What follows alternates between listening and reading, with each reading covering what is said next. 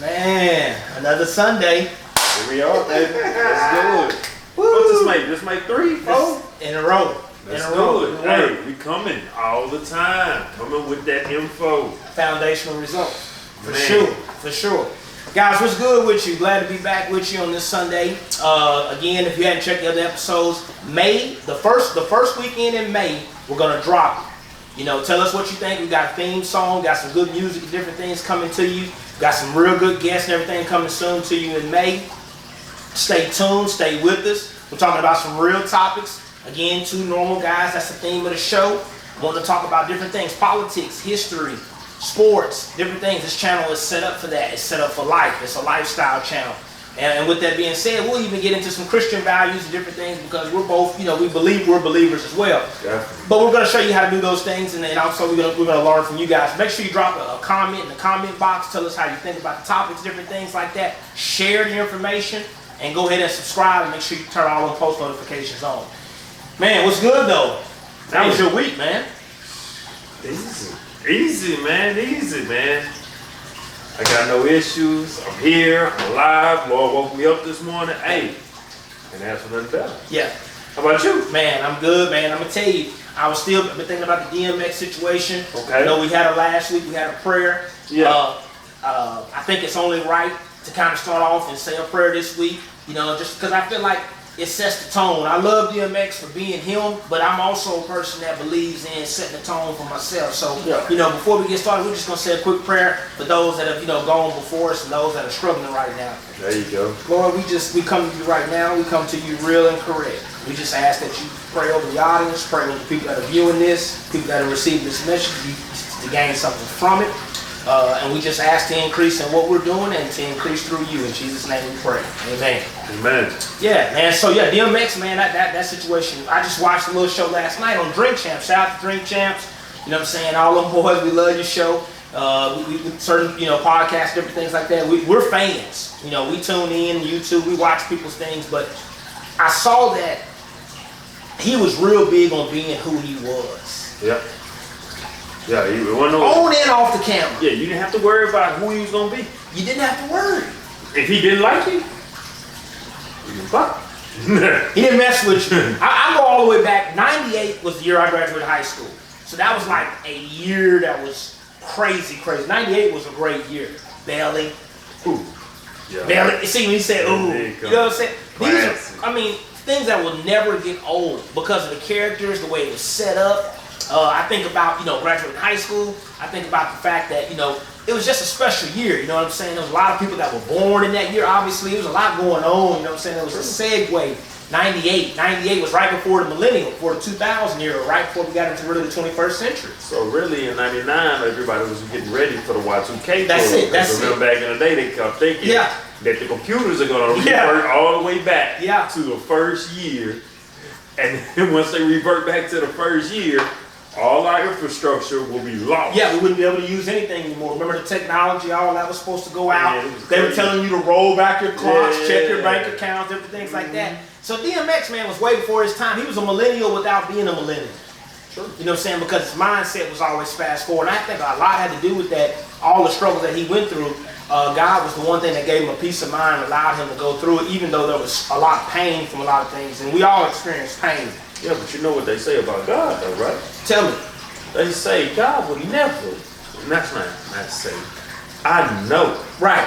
God will never give you more than you can bear. Man. Bear meaning handle. Okay. If you get picked on a bit, that's the one, that's your test, it's part of your test and your testimony. Can't nobody do it for Man. you. Only you can do it. Yeah. You gotta live through it. Absolutely. That's what it is. Absolutely. And we're going to get into some real conversation today. We're going to kind of hop around. We're not going to go from a subject line. Every week we'll try to bring you guys we're always going to come from the heart. Yeah. Yeah, we do have production. We do talk about it during the week. We do go over topics. But today we're just going to keep it raw, keep it pushing, keep it moving. Because I think there's some genuine things that just need to come out. And what I want to talk about firsthand is college students or young people. And with that being said, I'm going to start it off and I'm going to let him jump in. I'm going to let Young Reg jump in. For you guys that don't know me, my name, I'm Joel, by the way. Foundational Results is what we do. It's a lifestyle, what we talk about, so this is what's going to segue into it. College students, or people that are young adults, and I'm speaking to people from the age frame of probably 18 and older. Let's go 14. People that makes bad financial decisions, because some people get credit cards in high school. Yeah. Let's go anywhere between 16 to 22. You want to start there? Okay, he wants to start there. He wants to hit a range right now. So because you want to start, things start in ranges, because as you acquire more debt, as you live longer, different things happen. So let's hit it in sections. Yeah.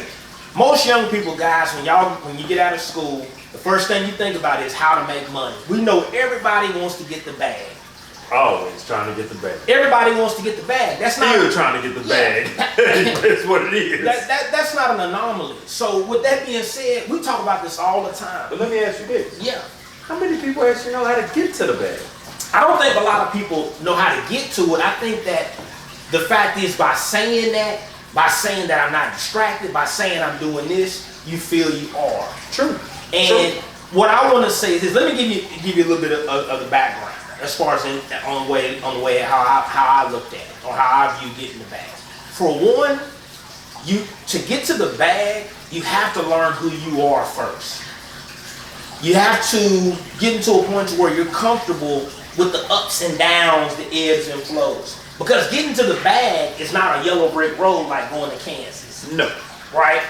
So what do I mean what you have to do? Organize-wise. Yeah, the fundamental things is people tell you to go invest, go in and get a good job and save money. People tell you to go in and look at your credit. People tell you how to utilize your credit, etc., etc., etc., which are all fundamental principles, but there's steps to it. Wait a minute. We're getting one major step. What's the other one? Well, that major step that we have a problem with when we're in high school, because we're trying to keep up with the Joneses. What's that? And we're kind of doing this and we're kind of doing that. We mess around and we get kids that we don't need at the time. Life happens. It does happen. Life does happen. Man. Yeah. Yeah. So my advice to you is stay protected. Okay. And if you never have to worry about not protection, you don't know what it's like with protection. Right. So what I mean by that is, it's a different feeling. Trust me, it is. But if you don't know what the different feeling is, right, you don't know anything other than stay protected. Right. So therefore, you don't think you're missing out. Now I'm gonna tell you, you're not missing out at that age. When you get older, you get seasoned, you do your investments like what he's talking about, then you might want to venture out into that river. But right now, you ain't staying that lake. That lake got protection, a little plastic around it. Hey, it's real. That goes for you young ladies too. Hey, make sure he wrap it. Because just because you think it feels better, it doesn't. Because then all that's gonna happen is he gonna get tired. He gonna want to move on to somebody else, and you gonna be left holding on to the package. Y'all know what I'm talking about. Real talk, real talk. So, and I like that disclaimer. I like how you threw that in, because life happens even when you start planning. So what we look at is this. I said this when I was younger. I thought about all the things that everybody else thinks about, and you listen to people. And the best time to save and do things is when you're young. It's no doubt about it. And the reason why is the number one thing that your parents tell you when you're a kid. Enjoy being a kid, because it will not last forever. Forever and ever, ever. Outkast said that. So we know that. So the older you get, it gets harder to get to the bag. Because you put more obstacles in your way. Because there's more things that are going on. You put more obstacles in your way. Kids, you start having kids. School loans, car loans, home loans, apartment leases, owing people money, etc. Yeah. Right? Death. Yeah. Right? No life insurance. We're going to get into all of that. And we just like to keep it real, because we understand that there are a lot of different people who have a lot of thought processes. But the real way, young people, from the age frame of 16 to 22, my fam wanted me to talk about is this. One, you need to figure out what bills are going to be bills. You do understand a bill is something you never pay off. A bill is something you never pay off. So for example, if I pay a water bill, electric bill, a cell phone bill, those bills when you're pretty young or whatever age, they never ever, you never pay them off. They're ongoing. They're infinite, right? So you have to learn how to manage things by the rate and how to transition from one company to the next and looking for that, but without trying to do it in a way to where you're not taking care of whatever you owe on this balance before you can move on. I would say this, for example, when I was younger, my dad said, "Hey, son, you didn't have any money to help me buy your first car." I had an '86 Toyota Celica. It was a standard. I learned how to drive it in 30 minutes. Shout out to Kenneth Coleman. Showed your boy how to drive it in 30 minutes. I went through the clutch, but I learned how to do it. Yeah. You know what I'm saying? And so it was a great car. But this is what I'll tell you. My dad said, "I'll help you buy your first car, or I'll let you use your down payment on the first car I bought." I took my first car that he bought me and used it as a down payment on the other car that I wanted. And he said, "But you got to pay your own insurance." Because I had a car payment then, I just didn't have liability anymore. I had to go full coverage. Yeah. So I got the car, and I was in high school. I was playing ball and everything, paying $115 a month on insurance, because when you're young, remember this is back in the 90s, the insurance I was higher than $115 a month. You know what I'm saying? Now it's $400. Yeah, now it's even crazier, right? It's even, it's even more. So I had to figure out, okay, insurance is important, but you never pay it off. And most of the time when I was younger coming up, and I'm telling you, this is the mindset of most Americans. Okay, I can't speak for other countries, but for Americans, is back in the day, we were taught to be loyal to the company and to keep that company forever and ever. And so you never look around and shop rates. Now the millennial group, what I would call the X or the Y generation, they're taught fast pace. So they're going to try shortcuts and etc. You know why they're going to do it? Because there's more technology and information. So they think that they can just kind of hop and move around that way. Sometimes it works.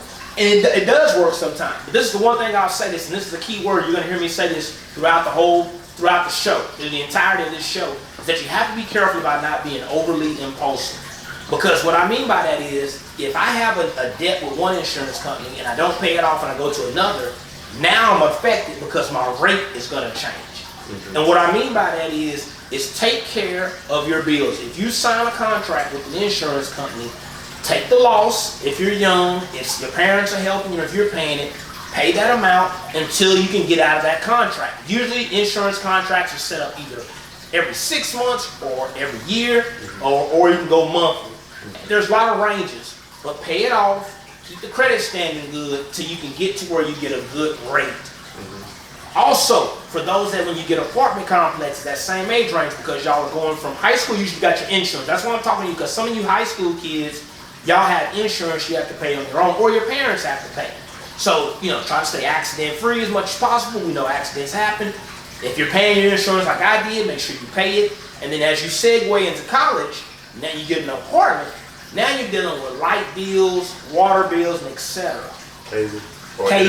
Cable or internet. Now you don't really need cable because all the apps and everything. So some things you can kind of swap out. My point is, and I'm going to leave it with him on this. The first way that you really start investing is not by getting into stocks and everything else. It starts with personal budgeting at home and looking at rates on things that you never pay off. Those are the things that get you. For example, cell phone. Talk about cell phone because you're pretty good at cell phones. How can cell phones get you into trouble? How can cell phones get you into debt? People wanting new phones, technology. You were a guy that always had 2 phones, you know what I'm saying, since you've been young.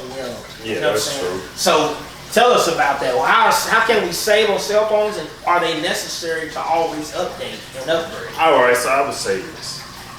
A lot of times the companies itself want you to upgrade. They want you to upgrade because they want to keep you on a never-ending wheel.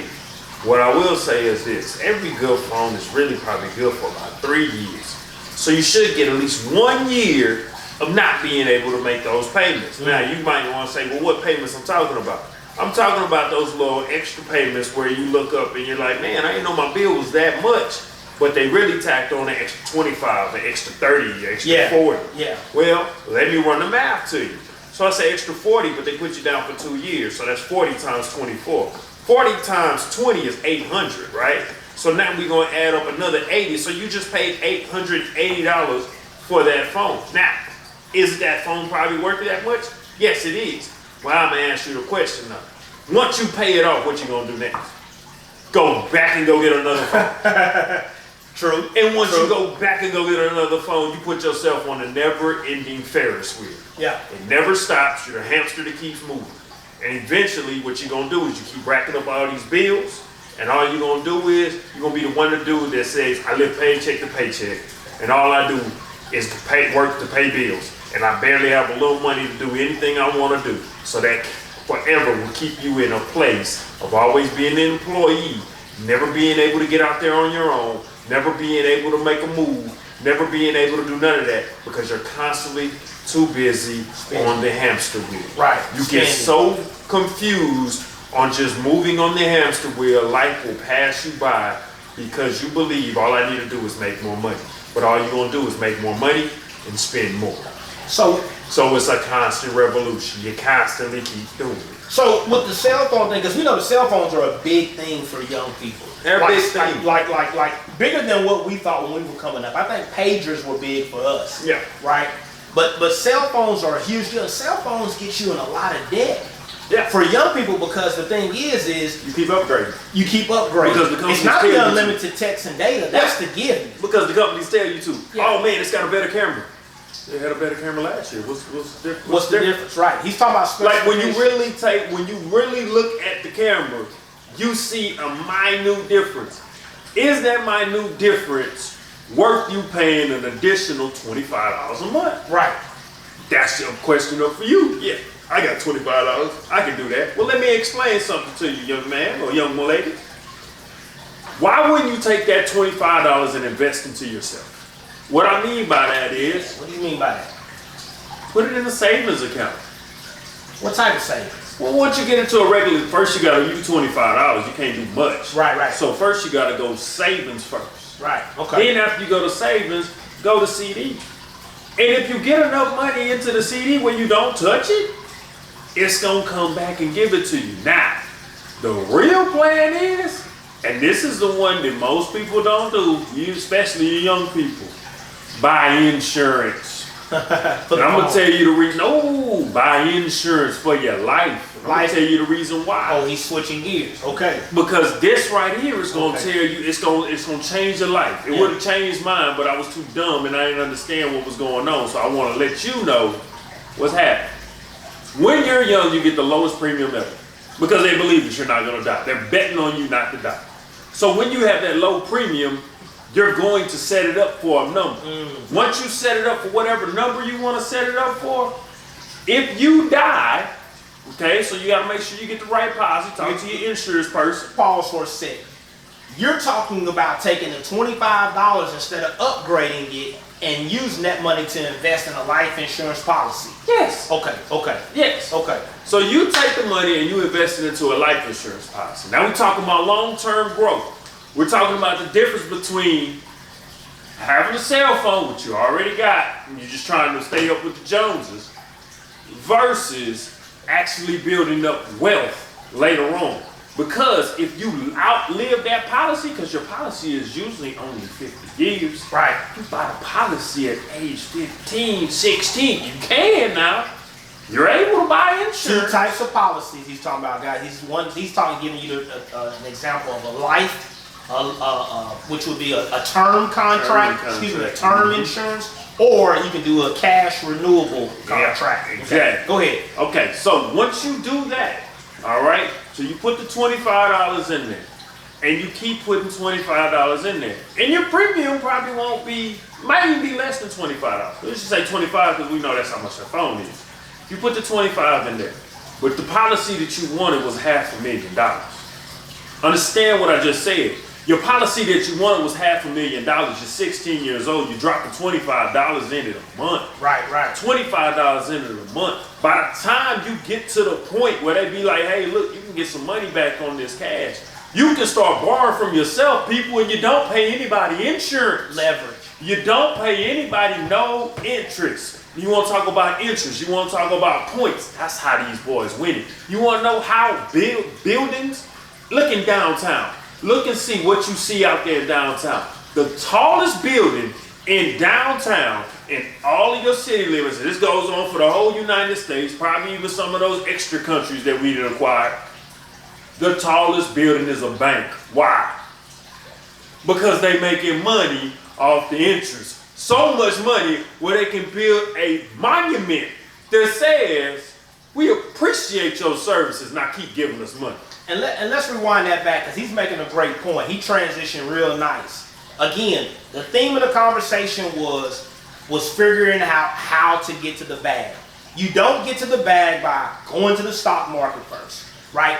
I can tell you that from an 18-year-old who had a really solid job in manufacturing, engineering, building trucks on an assembly line, I was making pretty good money. In the stock market, all that's fine. They'll tell you that. Buying a house, etc. There's nothing wrong with any of those, but those are leap investments. There are other things that have to come in place before you get to those steps. And so we know at the age of 16, most people drive a car and have a cell phone. True. We know that. So we're talking about look at your cell phone rate, which is your bill monthly, and then not trying to upgrade every time there's upgrade, and taking that additional cash flow and looking into something like a life insurance policy. It sounds boring.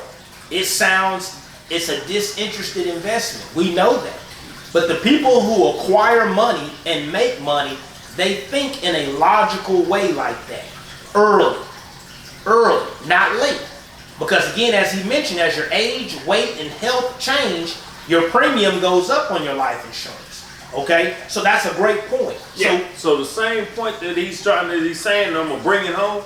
So your policy for $25, where you getting $500,000, in order for somebody that's my age, almost about to be 40, hit that same policy, I gotta drop out $250 a month just to see that $500, because they banking on. But he a little older.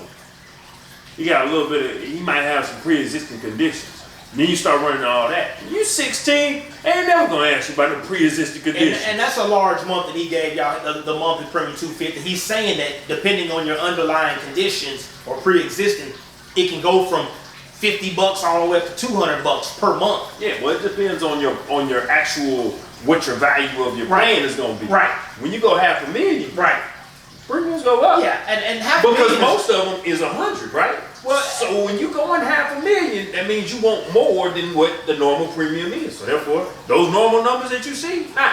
But I'm telling you, $25 to get you $500,000 might get you $500,000 in what? 30, 40 years?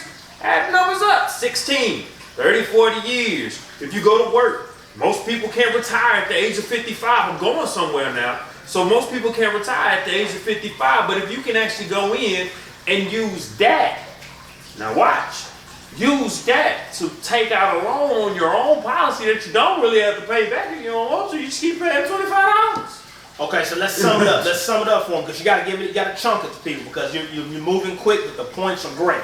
Let's bring it back to him. 16 years old, you're in high school. Yeah. Look at if you're paying your insurance or your parents paying your insurance, try not to wreck your vehicle and get through the end of that contract until you get to the point where your age starts to increase and your premium will go down.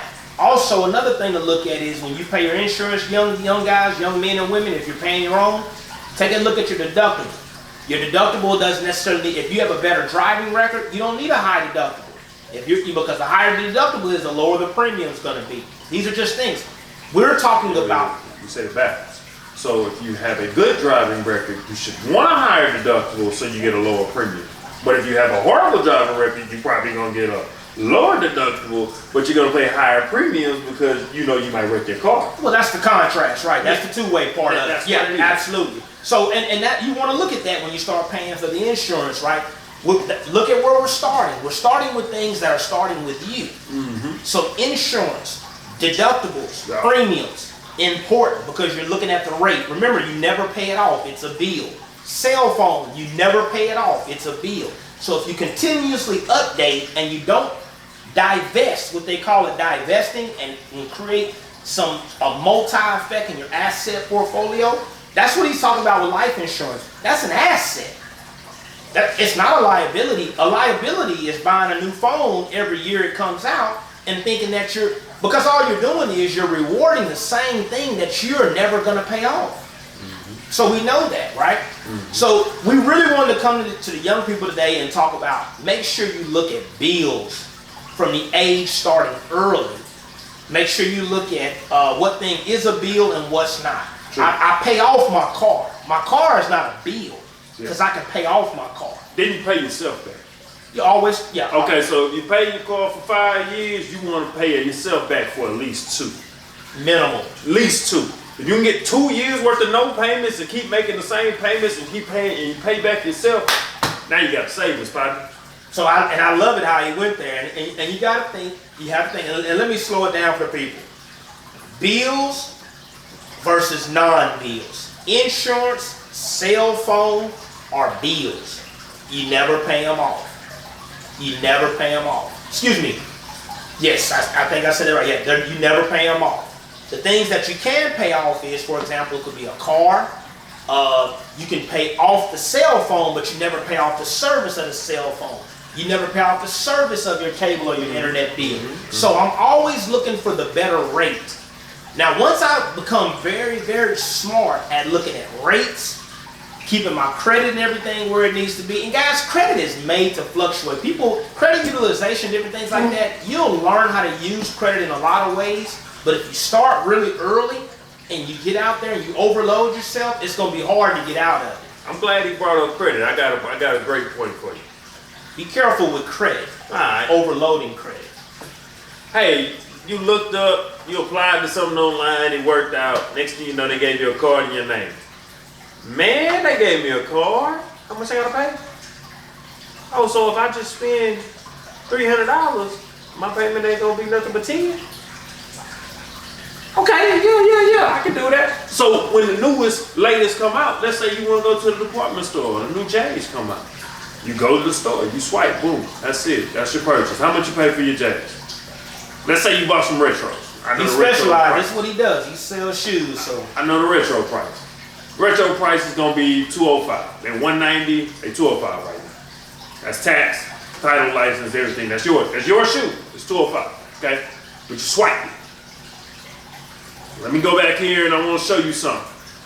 And I want to show it to you so you actually see it and you thinking I'm not making this up. So that was $205, right? $205. I'm going to multiply 29%.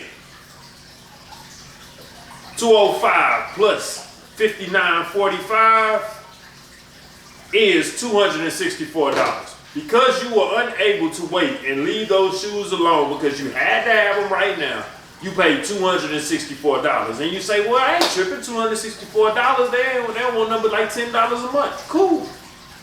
Watch this. Every time you make a $10 payment, you're only paying down $4 on your balance.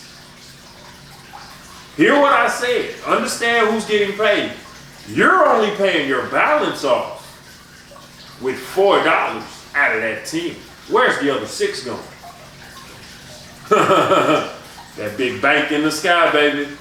That's how they eat.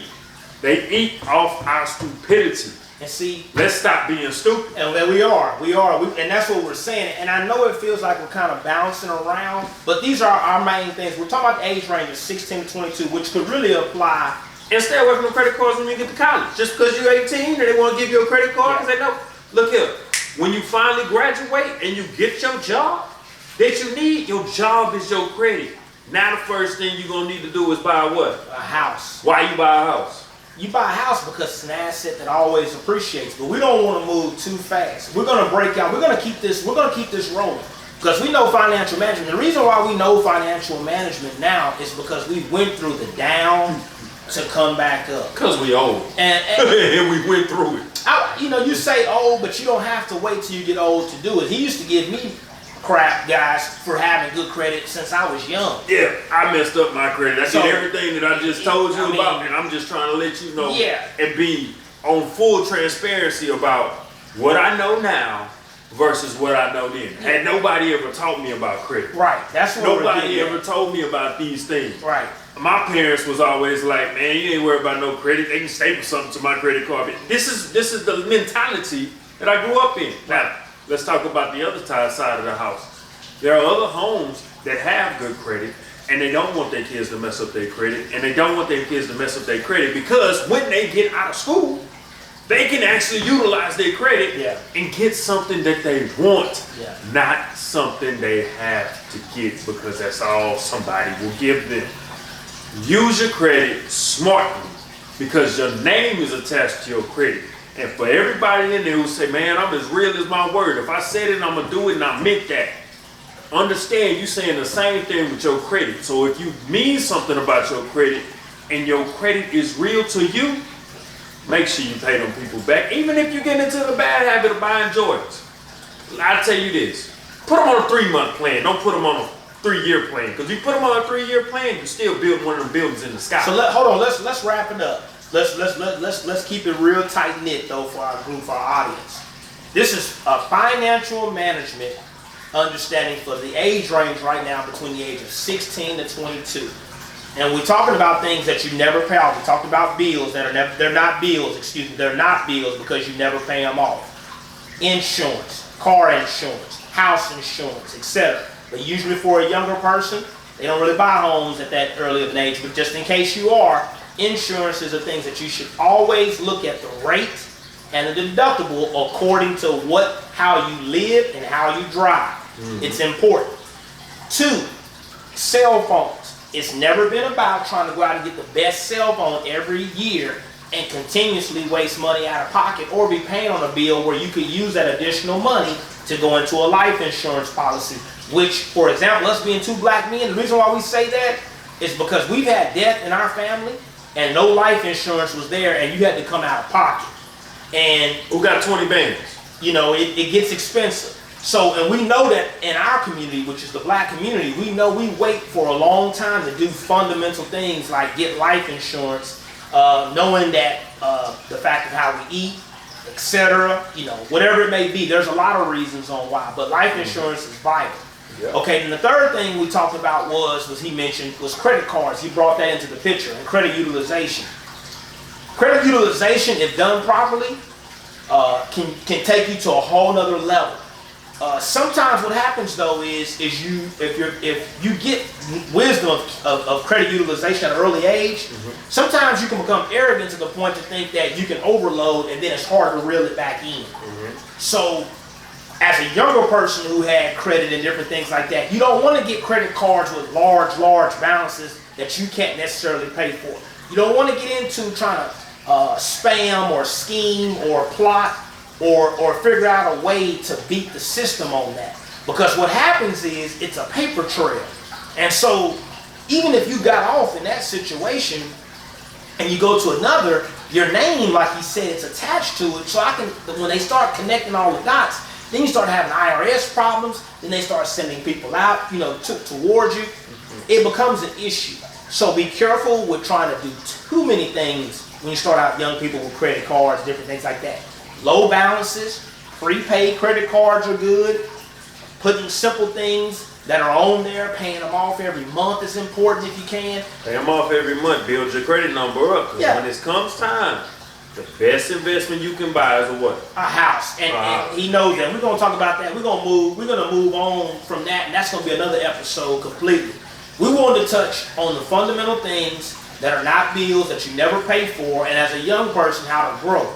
You don't just hit the lottery. You don't just walk into a bag. You just don't start a YouTube channel and have 500,000 subscribers overnight. You just don't have people who give you money. You just don't run into things like that. You have to build it up like blocks. And being a science guy, that's a life cycle. And so you do have to build it up. And so the younger you start, all you're doing is you're talking about your habits. The bag is going to follow. The bag will be there. Because your definition of the bag might be different from someone else. Because remember, if you can't manage $5,000, what do you think you're going to do with $500,000? There's a lot of stories in history of people who came from poverty, and then once they got the money, they lost all the money. Again. They lost all of it. Because if you don't really know what to do, you're going to start taking advice from people that know that based on certain jargon, which is financial language in different words, and they're going to misconstrue. And they're going to move you a lot faster than what you're prepared. Because, see, some people will say this, and I remember on I Am Athlete, shout out to I Am Athlete, we love your show. Somebody was saying that Brandon Marshall had signed a contract, I think, for 4 years for $40 million, which was like $10 million per year. Pretty good contract, right? Yeah, decent. But he said that he did not put his money into the stock market, and that was dumb of him, because he said, I didn't know what I was doing. He'd rather learn and read up on what he was doing versus having a financial guy screw him over the money. Kind of like guys, Vince Young, shout out to Vince Young, we love you. People like that who have run into Terrell Owens, different people like that, love you too. All Duncan. You guys, Tim Duncan, you know what I'm saying, Kevin Garnett. You know, there's a lot of people, and we love these guys. Clinton Portis. A lot of guys have ran into issues with people because of trusting them to make financial investments for them, and then all of a sudden they've lost their earnings that they've made a whole career behind, right? Learn it. The point he's trying to make is nobody is going to respect your money like you. Like you. Right. Because everybody else is going to look at you and say, that's just money. But you looking at your money like, well, yeah, that's my money. Right. I shot them jumpers in the gym. I lifted all the weights. You do feel like that though. Right? And I don't have a problem with that. See, my own dad said that with his own retirement. I'm putting myself out there. We're being completely transparent. So we know this. This is people in general. It's not a knock on you. Foundational results. What we're saying is that take your time. Don't worry about trying to jump the gun or moving this money over here or trying to make this extra interest over here to where you don't know what you're doing. Then you lose that investment. And now all of a sudden you got to start from scratch. And when you start from scratch, it hurts. Yeah, it hurts. And what are you going to do when you start from scratch? You're going to learn what you didn't because you don't want to go through it again. Trying to teach you the hard way. I mean the easy way. Yeah. Hard way, run through the brick wall. Then you got to figure out a way to bounce back off the brick wall. Yeah. Easy way is to take what this nice big tunnel is through the wall, right, and walk through the door. Yeah. Yeah. So it's that simple. I don't have a problem with Brandon Marshall not making that additional money is what I'm getting at. Because the additional money that he thought he would have made, he may have not have made it. Yep. And if he did make it, he might have lost it. And the stock market will always make money. The liquidity, we'll get into all of that. The liquidity of the market, you know, and how it works and different things like that. Which I think is important. But I think the main thing you want to learn from what we talked about in this episode right here in week 3 is that financial management starts from the personal things that go on in your household and even before you actually get your first apartment, your first house, or whatever. Financial management starts at your budget. Never buy what you cannot afford. Once you start buying what you cannot afford, you're always going to be fighting on the hamster wheel. What does that mean though when you say what you can't afford? Because people feel like they can afford it if they have the money at the bank. People feel like they can afford it if they can get it on credit. All right, cool. I'm glad you asked me that. Yeah. Okay, let's use scenario A as this example. I make $200 a week. Can I afford to go to Nordstrom's and go buy a $400 purse or $400 shoes? Okay. Which are actually there. And I know y'all like y'all shoes. And I know you ladies like your purses. We're talking about the same thing. But you make $200 a week. So you say, yeah, if I save $200 for 2 weeks straight, I got $400. Yep. Yes, you do. Yep. But can you buy the purse yet? I want to, or she wants to. How do you buy the purse without paying taxes? You can't. So technically you need 3 weeks worth of pay. And once you get paid 3 weeks, now you can go buy one item. Is that sad? Some say yes, some say no. I'm going to tell you that's not a great purchase. Because you're buying an asset. I mean, I ain't buying an asset. Yeah. You're buying an item. An item, right. Right? That's not going to go up in value. That's only going to go down by the most use that you give it. More times you use it, the less it's in value, that's right? That's a good point, right. Okay. So you're telling me you went to work for 3 weeks to buy one thing versus being able to go to work for 1 week and start securing your future. And then the other 2 weeks that you have, then you can go out and go get some things that you like.